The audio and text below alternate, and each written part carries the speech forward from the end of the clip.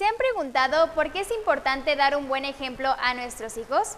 Pues preste mucha atención porque ya está con nosotros Janet Vallejo. Ella es educadora y ha estado ya con nosotros aquí, pero una vez más a traernos más temas diversos. Bienvenida, Janet. Buen día, ¿cómo estamos? Muy bien. ¿Por qué es importante dar un buen ejemplo? Los niños desde que son pequeños están viendo a mamá y papá. Mamá y papá, ustedes son los héroes y las heroínas de sus niños.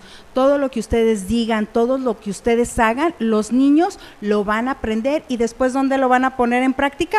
Si van al jardín de niños, al jardín de niños. Si van a la primaria, a la primaria. Lo importante es que nosotros tengamos congruencia entre lo que decimos, lo que pensamos y lo que hacemos.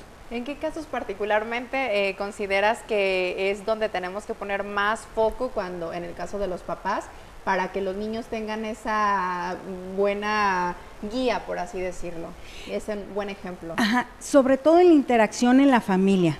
Si nos hablamos con respeto, si nos damos las gracias, si pedimos por favor, esa es una forma de enseñarle al niño, porque es lo que yo digo y lo que hago, pero es más lo que hago, lo que le va a llamar la atención al niño o lo que él va a recibir para poner en práctica.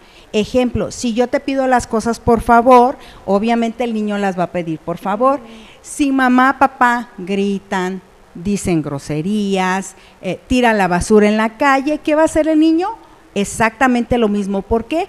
Porque el ejemplo de los papás es fundamental porque los niños se fijan en lo que papá y mamá dicen y en lo que hacen. Por eso es muy importante que nosotros siempre estemos cuidando lo que decimos y lo que hacemos, porque a veces estamos en una habitación y los niños en otra, o están jugando y pensamos que no nos ponen atención, pero ellos tienen todos sus sentidos muy abiertos para estar recibiendo y para estar guardando toda la información que hay a su alrededor. Bien dicen que hay que erradicar con el ejemplo, ¿no?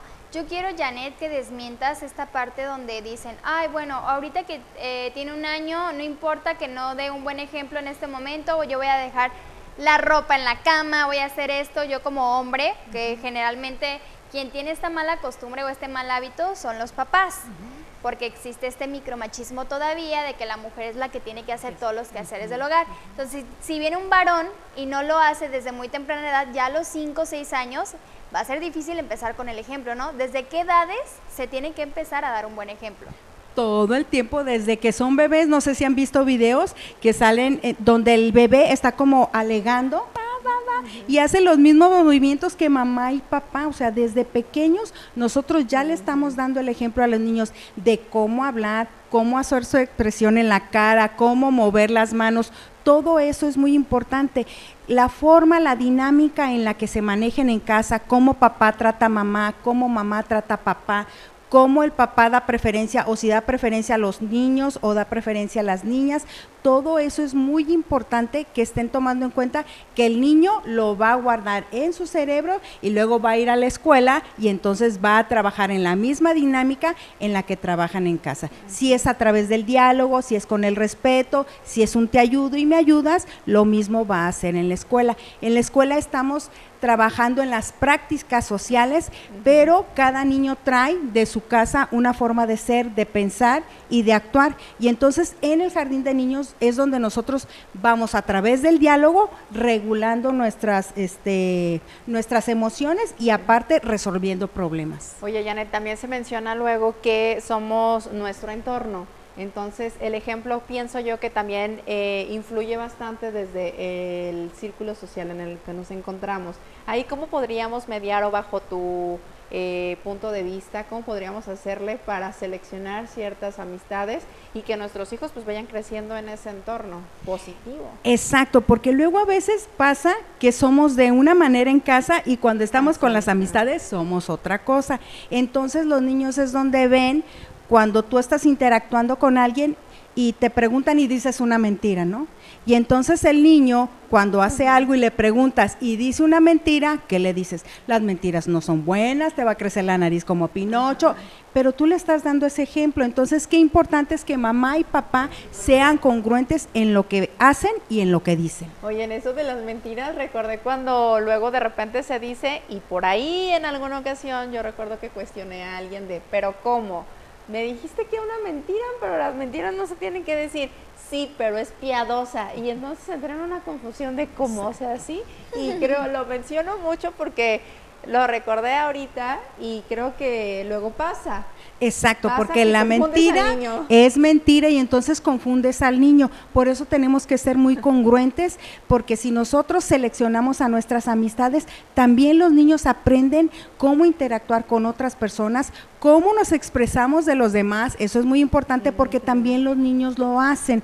¿Cuál es el objetivo? Que nosotros seamos muy congruentes para que los niños también puedan actuar, moverse, de manera que sea una forma aceptable dentro de la sociedad. En la manera en que nosotros no afectemos a los terceros es una forma de dar el ejemplo, es el respeto, la solidaridad, esta parte de ayudar. Entonces el papá y la mamá son los maestros, son los primeros maestros de los niños. Oye, Janet, ¿qué opinas o qué piensas tú como experta? Y me gusta muchísimo preguntarte esto porque más de alguno se lo va a estar preguntando. El ejemplo también está que cuando los niños hacen algo malo, se les enseñe con una nalgada o cómo sería la práctica, porque ahora se dice que hay una enseñanza que es como tratar de controlarlos, canalizar sus emociones y aguantar todo el berrinche. Pero algunos papás, yo he leído hasta en comentarios, eso no lo hagan, al rato el niño va a ser peor. ¿Cómo lo recomendarías tú? Es muy importante que hagamos preguntas al niño para que piense y reflexione lo que hizo. Ejemplo, estamos aquí, él juega con la pelota, tira una de las figuras y se rompe. Y entonces le decimos, ¿aquí es un lugar para jugar con la pelota? Vamos a hacer preguntas donde el niño piense, analice y reflexione, ¿no? Entonces, ¿dónde debes de jugar? En el patio, en el jardín, en la cochera. Bien, ahora, tiraste esto, ¿cómo vamos a reparar el daño? Entonces, a lo mejor él no va a poder recoger las piezas, pero sí puede traer la escoba y el recogedor y ayudarnos a recoger. Lo importante es siempre hablar con los niños, pero siempre haciéndolos reflexionar. ¿Crees que eso está bien?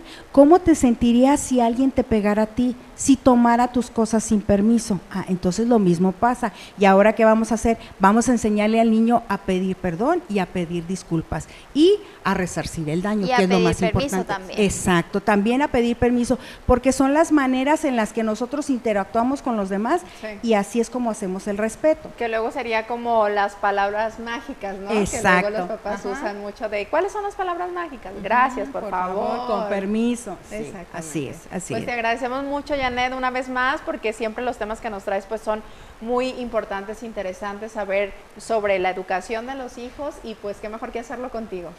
Exacto, y sobre todo porque estamos generando nuevas sociedades más empáticas. Excelente, pues gracias, muchísimas Janet. gracias y ahora sí nos vamos a una pausa porque el tiempo se ha agotado.